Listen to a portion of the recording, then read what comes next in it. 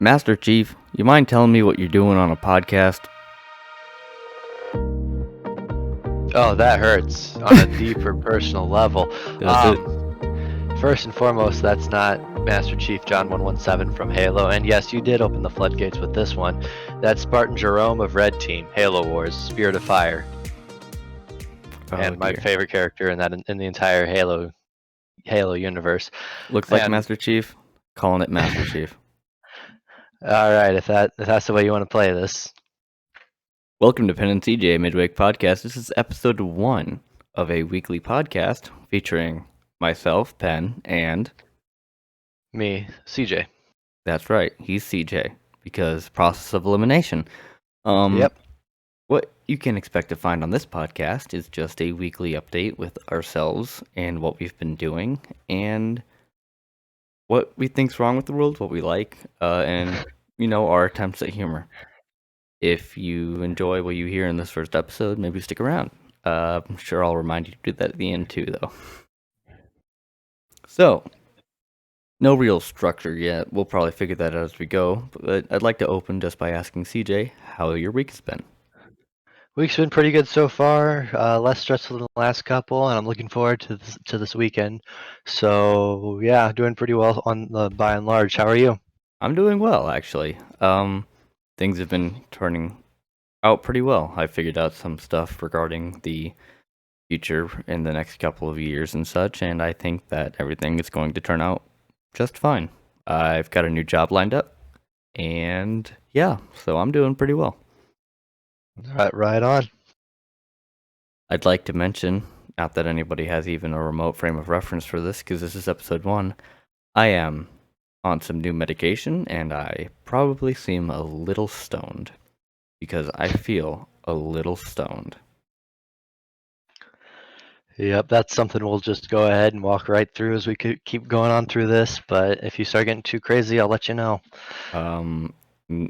Okay. Don't let me get to the point of no return, I suppose. Okay, it is a beautiful day outside. If you're listening to this, if you're watching, you can't see Fort that Wayne. either.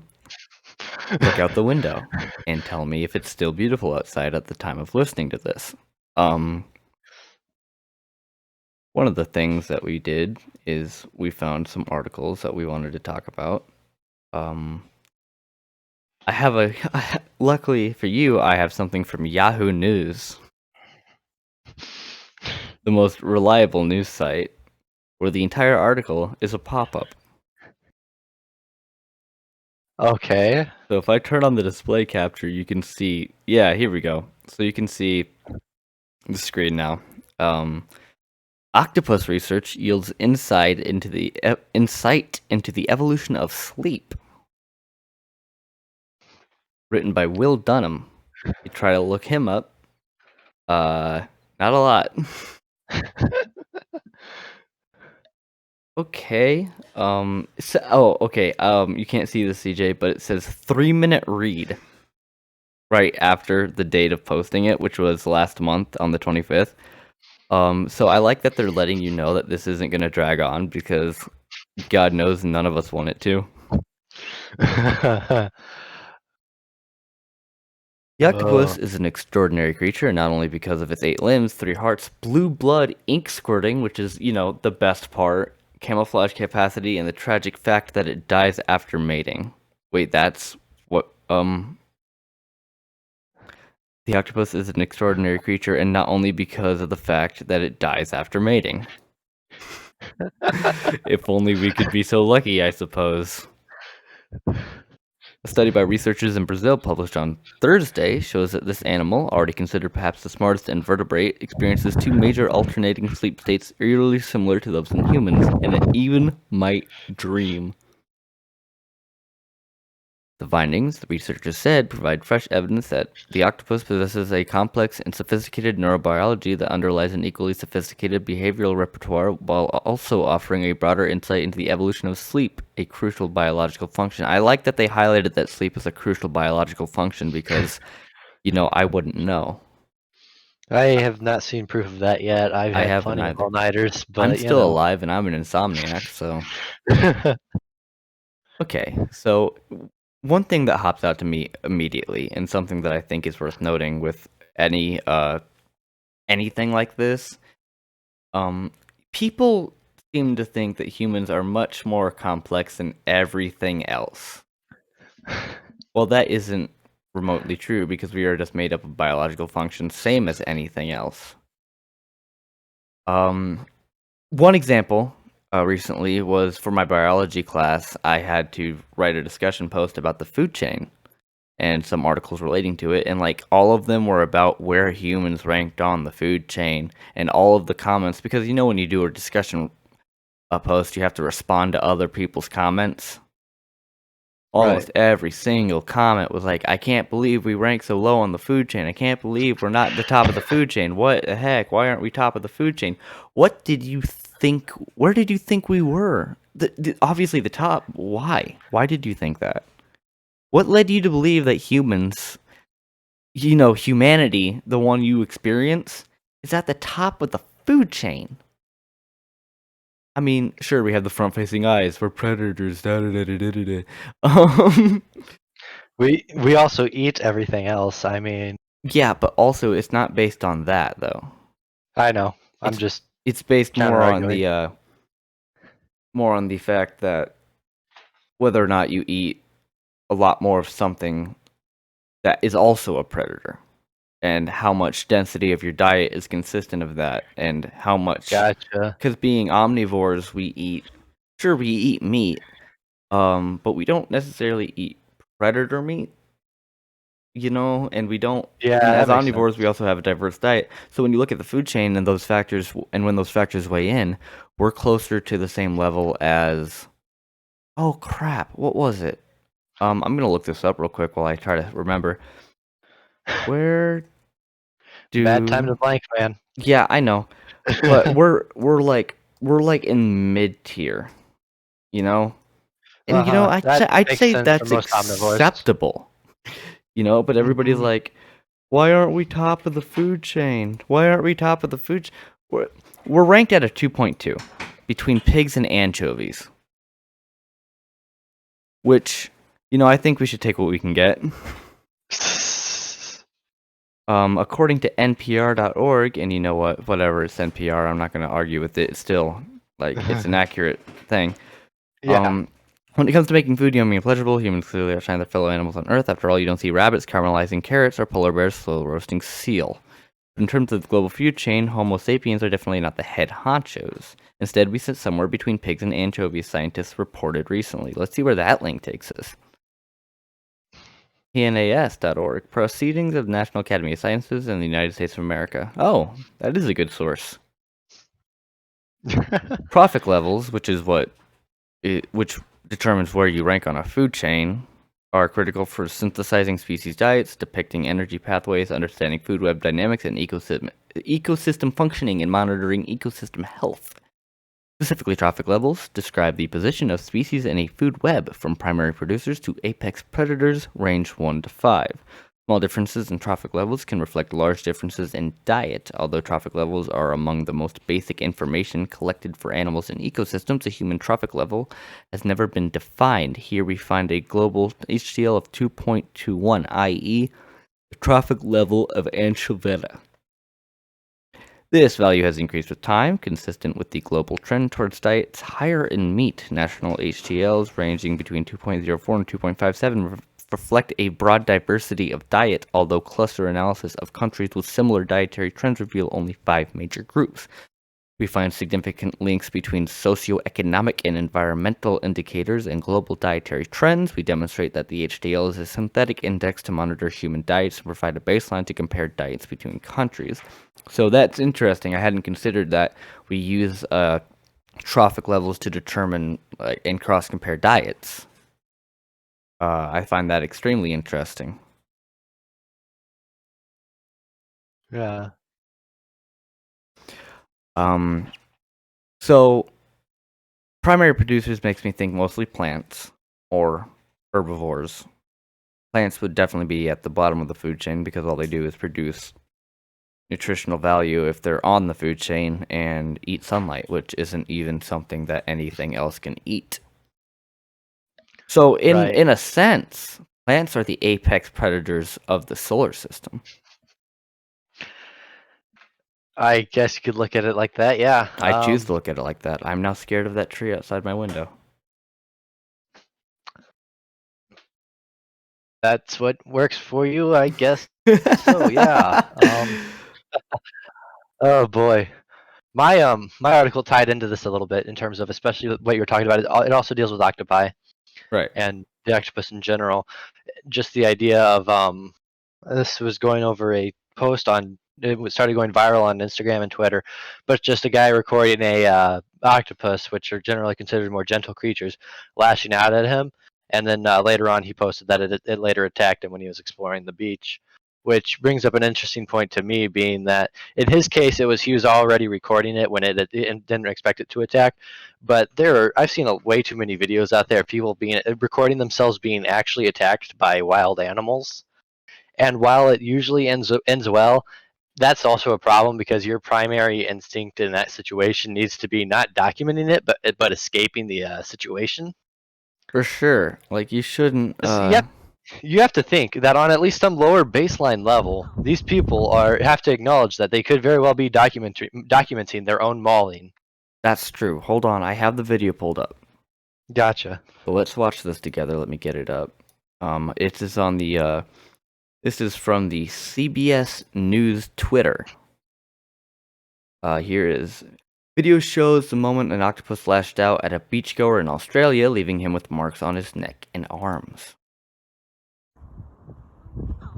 In Dunsborough. Oh, golly.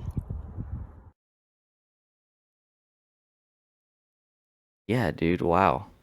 I mean, the interesting thing in that video, I don't think it actually shows when he made contact with the guy. No, that happened later. He did not have his phone on him when he was recording that. That was all from what Well, he reported to himself. okay, so that implies that he had an opportunity to notice that the octopus was physically aggressive towards him, and he still decided that he was like, yeah, I'm going to continue observing, and I'm going to, just chill. Kinda. While I disagree with him revisiting the same site, he did he when he it wasn't the exact same location. The octopus had fled after it lashed out at him like that. It was sometime later, and he didn't realize it had come back. He was searching for seashells for his kids, and that's when it lashed out because it came up behind him. Um, but just in general with that comes back to wildlife. What can you do to prepare? What can you do to help yourself if in a worst case situation? And the best thing there is when you're going on a vacation somewhere like Australia or heck even Florida, Miami Beach, whatever. When you're going somewhere, know the local wildlife, know the fauna, know the dangers that they present and how to address them. Because like what I read in the article, by the man attacked by the octopus, was the first thing he did was went back inside and started searching for some sort of acid to counteract the base poison, or I guess toxin of the octopus's tentacles, or yeah, arms. Anyway, So he wasn't so totally dumb. no, no, and he did understand the dangers inherent in interacting with. I expect on at least some level. And it's just, there are too many people who go out and see the octopus acting like that, and they're like, "Oh, that's so cool! I want to see it happen again." Get hurt and don't know how to address the wound. To them it just hurts, it burns, and they're not sure why. Right. So just being more aware of creatures are out there, even if it's something as gentle as an octopus, because Gentle? generally speaking, No, generally speaking, yeah. octopi are not hostile towards human beings. I guess this one was just more territorial than most. It could have been as simple as something as it was in mating season and trying to, experiencing those biological functions, trying to defend its territory. But Sure. Yeah, absolutely. Um so what I'm taking away from this is that if you're not intimately aware about every single living thing in Australia, don't go to Australia. yeah. No, it's just No, I'm Australia. serious. Don't go to No, Australia. Imagine living in Australia. Could not be me.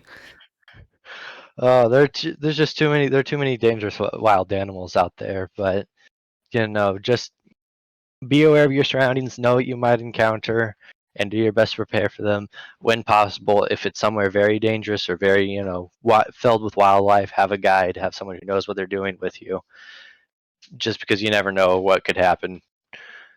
Sure. Yeah. But Oh, well, now I gotta show this video because I found it and it's hilarious. This is something I bookmarked on Twitter a while ago from @Nement_. The new Smash Bros. Brawl intro.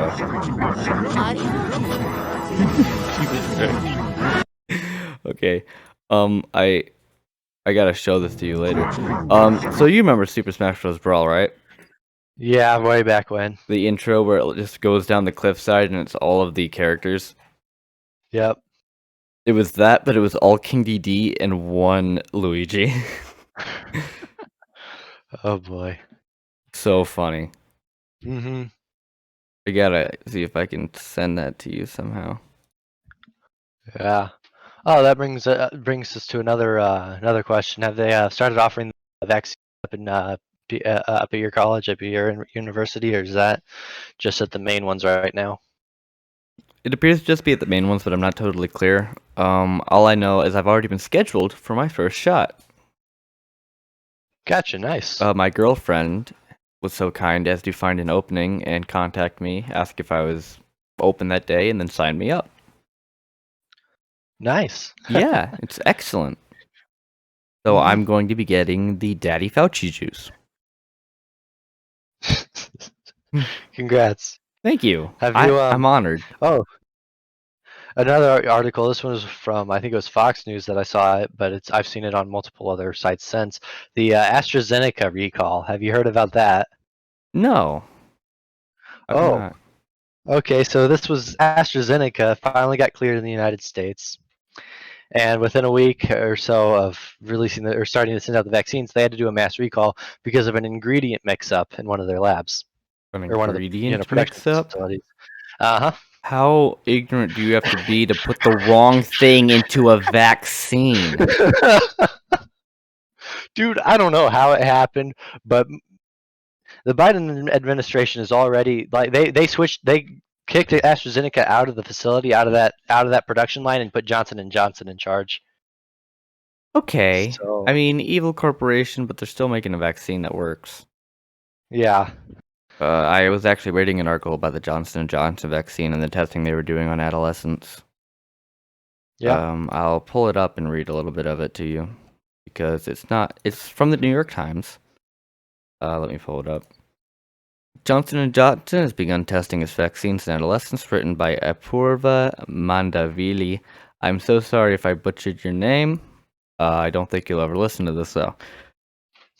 Johnson & Johnson on Friday became the third company to enter the race to expand its use of its coronavirus vaccine to adolescents. Researchers have begun testing the drug maker's vaccine in adolescents 12 to 17 years old, the company announced. Pfizer and BioNTech announced on Wednesday that their coronavirus vaccine is extremely effective in young adolescents, perhaps even more so than in adults, which makes sense because I'm pretty sure we're already more resistant to this thing than adults are, but okie dokie.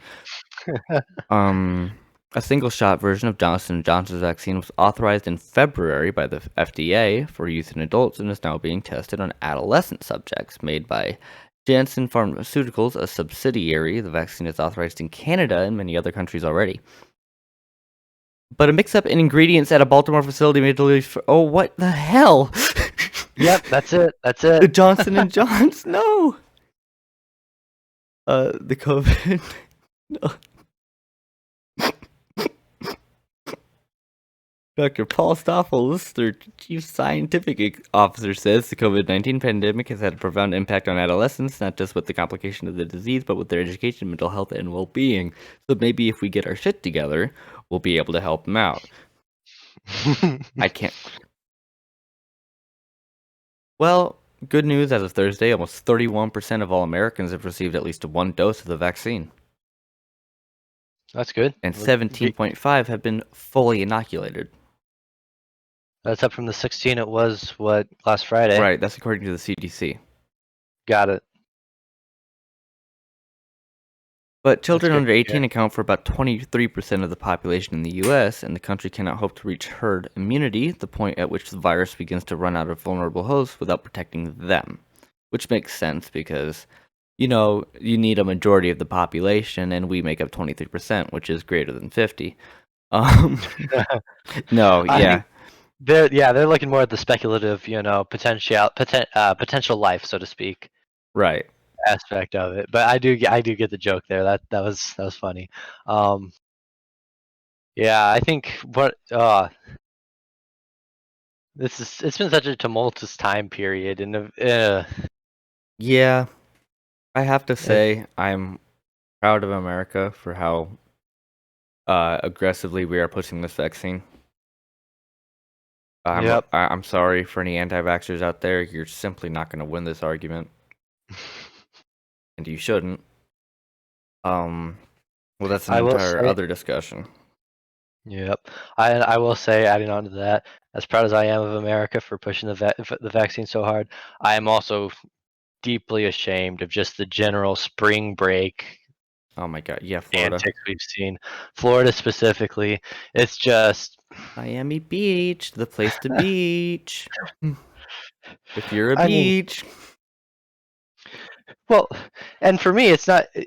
Let's not even get started on the fact that it's going to, rampantly spread COVID amongst the uninoculated. I mean, that's a major problem. But there's also the sensitivity factor that there are also people who don't know if they're going to get the stimulus check in time to stay where they are, if they're going to end up living out of their car. There are people in such destitute poverty right now because they got laid off, they got kicked out of work, or they're just sick and they lost their job. That right now they're not sure where their next paycheck's coming from. So to me, it seems incredibly insensitive to go on some long-term vacation down to tropical Florida or almost it's just it right? frustrates me because Yeah, it's do I think obviously I don't want to judge too harshly either because people need breaks. People need to be able to go and unwind. We can't just constantly push and push and push at ourselves as a society because we'll break. But at the same time, being a little more conscientious about those around you and those who don't have the same privileges, the same abilities as you. right. I don't know. Yeah, It's a absolutely thin right. line. It's a thin line, and I don't want to say that as a broad stereotype of anyone who goes on break or who went somewhere in the last year, because obviously even I've traveled, I visited family, stuff like that, and that's not so much of what I'm speaking out against. I don't if you're going to go visit your family in another state, that's different than, like you said earlier, going to Miami Beach, going down to Disneyland, going to some tropical cruise, etc. Right. But Imagine getting on a boat right now. oh my goodness, no thank you. Like, I don't know. Preface, I'm not a beach person. I'm not a sand person. I'm not even necessarily a water person. I'm a human person. But yeah, no, I don't like those kind of environments anyways, but oh my God. Why would we why? Why would you want to enclose yourself in that space?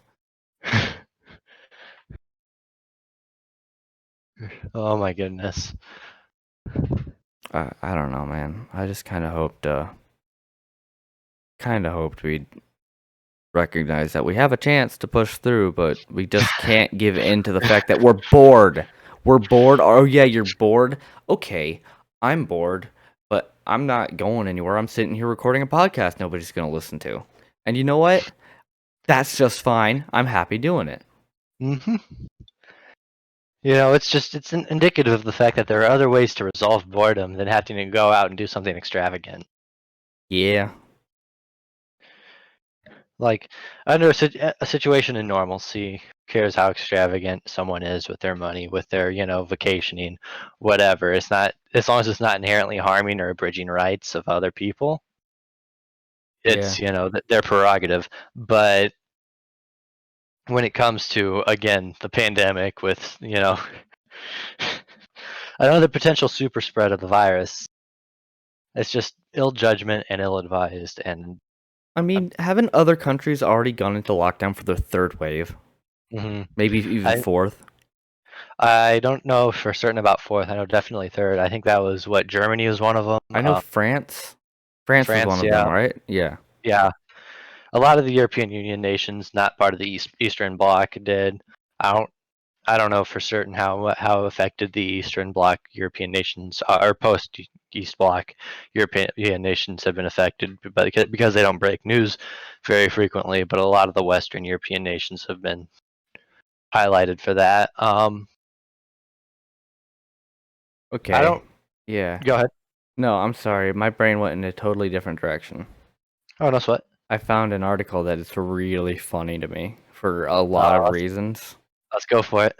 Okay, so for those of you who aren't in the know with pop culture, Katy Me. Perry and Orlando Bloom are married. If you don't know who Orlando Bloom is, neither do I. If you don't know who Katy Perry is, uh, I'm sorry, I guess. But so I was going through Google News, because they seem to pull from a lot of places, and sometimes I'm just looking for something to talk about. Right. And one such thing that I found to talk about was an article on a website called page6.com. Um, you'll have to watch back the video to see this, CJ, because I can't share my screen with the recording setup. Right. But it's ad, video unrelated, ad. And it's literally just a tabloid in website form. Nice. You want to hear the headline? Sure. Orlando Bloom says he and Katy Perry don't have enough sex. Written by Francesca Baccardi. Imagine going into journalism for that.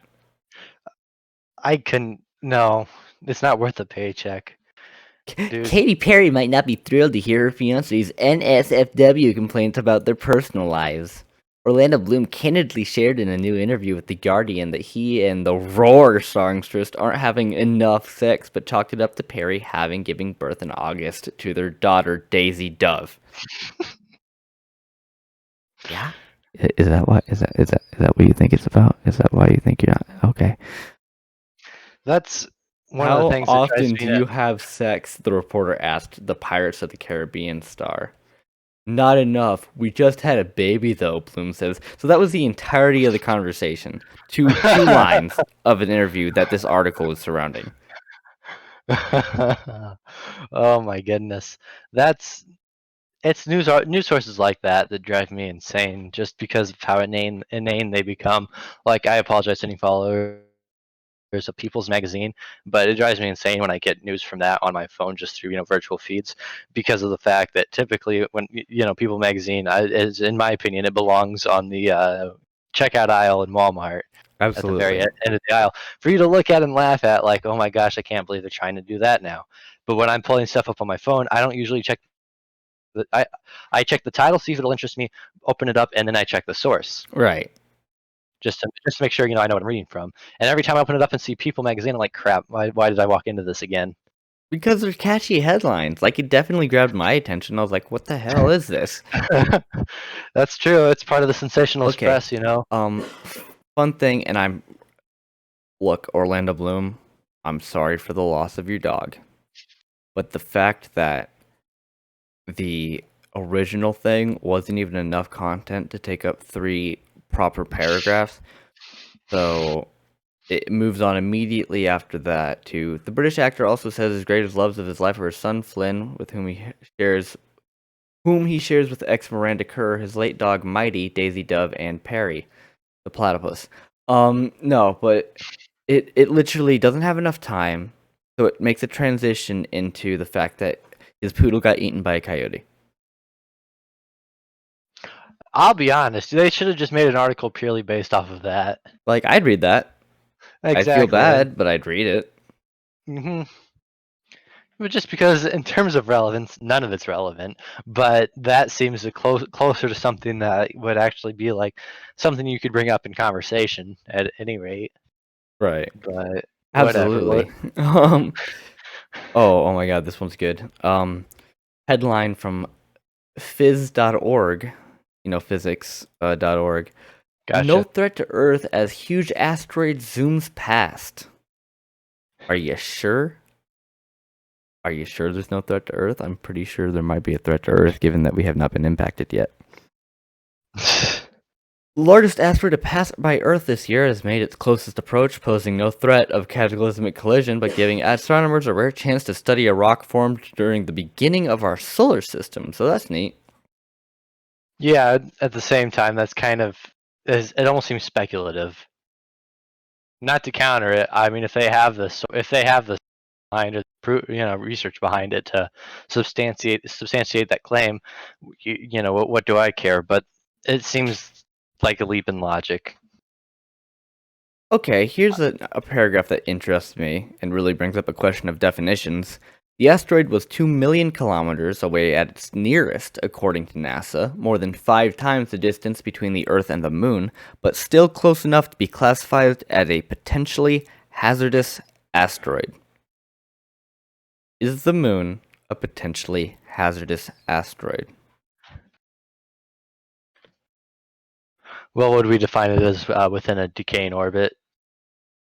I think everything's technically within a decaying orbit, Okay, so we'll go given with that the imminently. sun's Imminently, dying.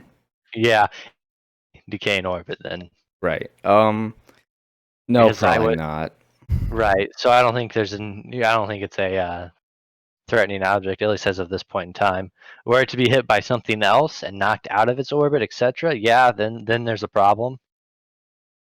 But until that point, it's still benign. Wow, they really went after the Yes. guy who discovered it.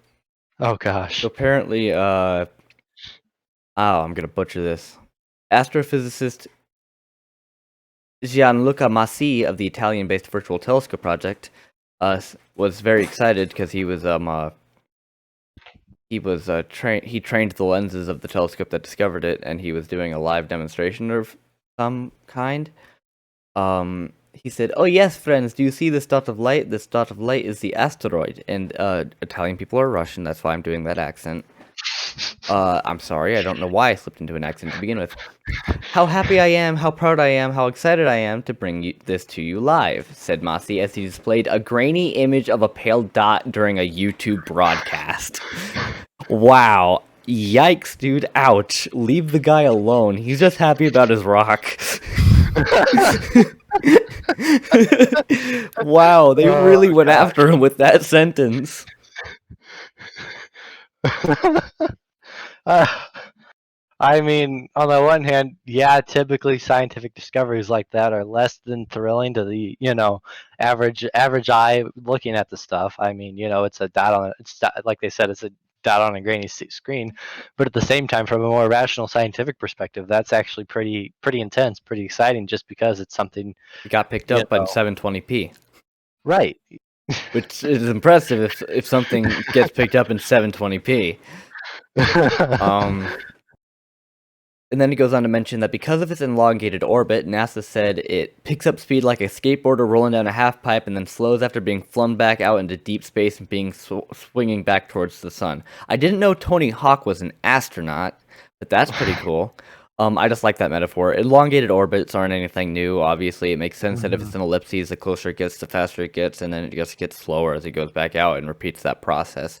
Some of the planets, including Mercury, because it's closer to the sun, orbits faster than we do, because it has a more elliptical orbit being so close. And we have a more circular orbit than Mercury does. The only reason I know this is because I am in an astronomy class right now. And I calculated that. Only reason I know that is because of the fact that I watched PBS Kids growing up. So. Oh, so you knew that before I did. Wow. Okay. There's a lot of space stuff. What can I say? Some of it stuck with me, but You know The Guardian, right? You've probably heard of The Guardian as a news source. Yeah. Okay. Yeah. Hopping on to the next headline. Researchers find the secret of the bunny hop. It's all in the genes. What? Okay. So we've established that the reason bunnies can hop is because of something in their genotype, which is Really cool. I'm glad we finally figured that out. You know, with the viruses ravaging our society, huge developmental problems we're facing, I'm glad that someone took the time to be like, I'm a scientist, and what do I want my, landmark upon history to be? I'm gonna figure out why it is bunnies hop. Okay, the opening paragraph is hilarious, though. Oh no. Oh, well, first of all, the subheadline is Scientists pinpoint gene necessary for animals to adopt a typical gait by studying breeds of rabbits that can't hop. Which I guess that would make sense. There's birds that can't fly, there's bunnies that can't hop. But the opening paragraph is, it sounds like a conundrum that Rudyard Kipling would have tackled in his Just So stories, but it turns out the reason why rabbits hop is rooted not in fables, but genetics. Was there contention about that? Were we contending about that? I'm so confused. Why would we argue about that? I would love to see that argument. I'll be honest. You have two people in the courtroom. One of them standing up with with the charge, the trace of the genome, the result of their experimentation, and the other person is like Peter Rabbit. Hey, yo, The, Peter Cottontail novel. in here. Yeah, but Peter Cottontail, though. Your Honor, I'd like to call Peter Cottontail to the stand. You're aware he's a myth, right? I prefer the believe you term mean story. fable. Yeah. We're trying to be politically correct here, sir. As you can see here, clearly stated on page 9. Yeah, but it goes on to say researchers say that by studying an unusual breed of bunny that walks on its front paws. Oh my god, that's what that is? It just does handstands all the time. Was that created? Dude, this bunny's straight up doing handstands. I'm sending this to you. Right now. Look at this bunny. He's just doing a handstand. What an acrobat. I love him. He's a good boy. They have pinpointed a key gene that is necessary for animals to adopt a typical gait. For rabbits, as well as animals such as hares and kangaroos, that is the ability to hop. If you were to introduce the same mutation in humans, you would not remove hopping, but you will change our locomotion in some other way. You know, because we're trains. But yeah, do you see that, dude? Look at him on his paws. You know, I'll be honest. I thought for certain that was doctored, staged, what have you. No, there's a video. I'll send you. I know. No, Don't there's a bother. video. I'm gonna play that. The Guardian. Why do bunnies hop? Oh my god! Look at this guy go. What a wonderful dude! Like straight up, just did a handstand, walked forward, and then stopped. For those of you listening, the rabbit species is, I can't pronounce it correctly, so I apologize, but Saudier d'Alfort. Yeah, Sauter de la Fort. I'll highlight it here for those watching. But yeah, the researchers that carried out the genetic... Okay, advertisement. You're making this hard for me. I'm trying to figure out why they did this. That's what I want to know.